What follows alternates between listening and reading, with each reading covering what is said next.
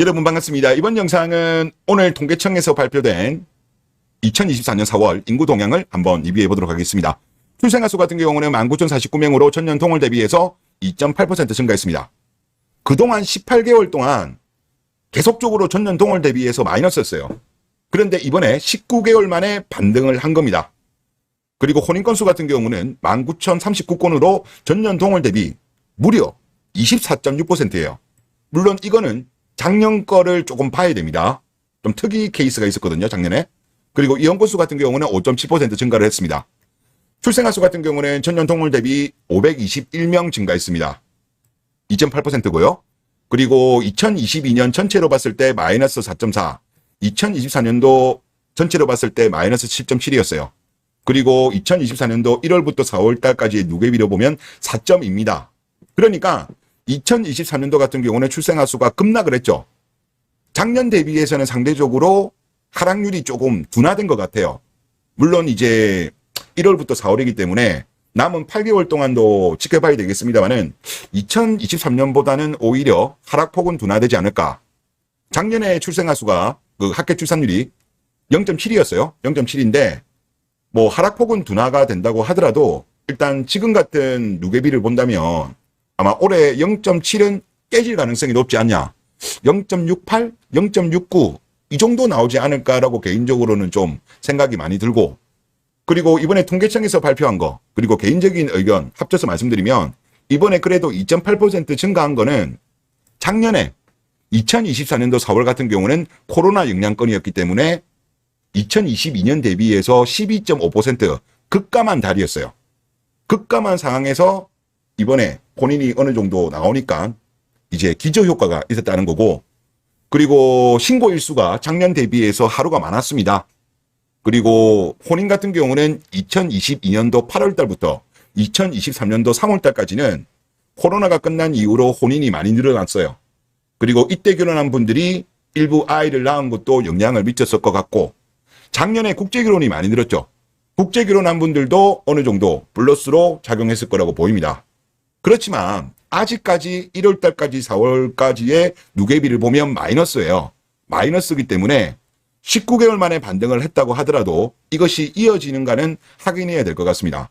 그러니까 아직은 제비 한 마리 온 수준이다, 그런 생각이 들고, 시도별로 한번 볼게요. 시도별로 보면 강주가 누계비로 봤을 때 마이너스 9.9입니다.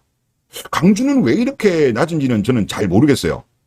하여튼 엄청나게 급감하고 있고, 두 번째로 지금 출생아 수 누계비가 작은 지역이 세종입니다. 마이너스 9.8, 0.1밖에 차이 안 나요. 그동안에 뭐 자칭 전문가라는 분들이 세종이 답이다 이런 이야기를 했지만 확실히 세종이 답이 아니라는 거는 증명이 되고 있는 것 같고요. 최근에 언론들의 기사를 봐도 저출산 대책에서 사례로 세종이 답이다는 이야기는 안 나오고 있습니다. 하여튼 이것은 증명이 되고 있는 것 같고요. 그리고 혼인 건수 관련된 통계를 보기 전에 기사 하나 보시죠. 작년에 19만 4천 쌍이 결혼했고 12년 만에 증가했습니다. 그런데 그때 당시 국제결혼이 견인을 했어요. 총 2,000건이 늘었거든요. 그런데 내국인만의 결혼은 1,000건이 감소했습니다. 외국인과의 혼인은 2만 건으로 전년 대비했을 때 3,000건이 증가했어요. 그래서 토탈했을 때 2,000건이 늘어난 거거든요. 그리고 비율상으로 봤을 때는 18.3%가 증가했습니다. 그러니까 지금 대한민국의 결혼 분위기는 뭐냐? 국내 결혼은 감소 추세, 국제 결혼은 증가 추세예요.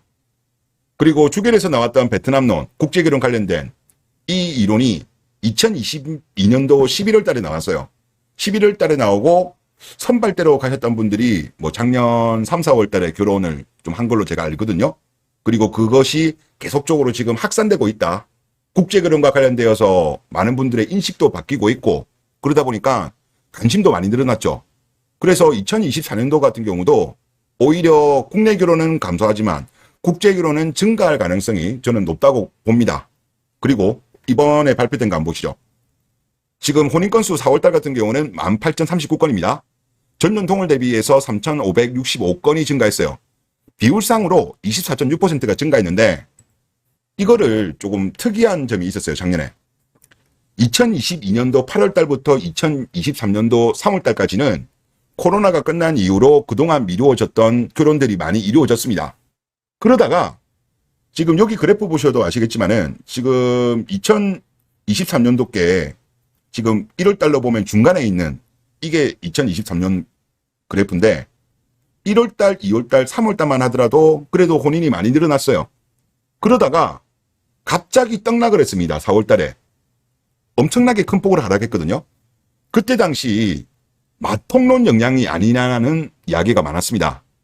마통론이 2023년도 3월 초에 나왔고 3월 중순부터 많은 유튜브들이 다루었고 각종 커뮤니티에 확산이 되면서 그때 파혼이 갑자기 늘어났다는 이야기가 많았어요.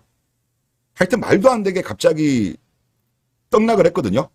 그 떡락한 기준을 바탕으로 해가지고 올해의 혼인 건수를 보니까 비율이 24.6으로 폭증한 것이 아닌가.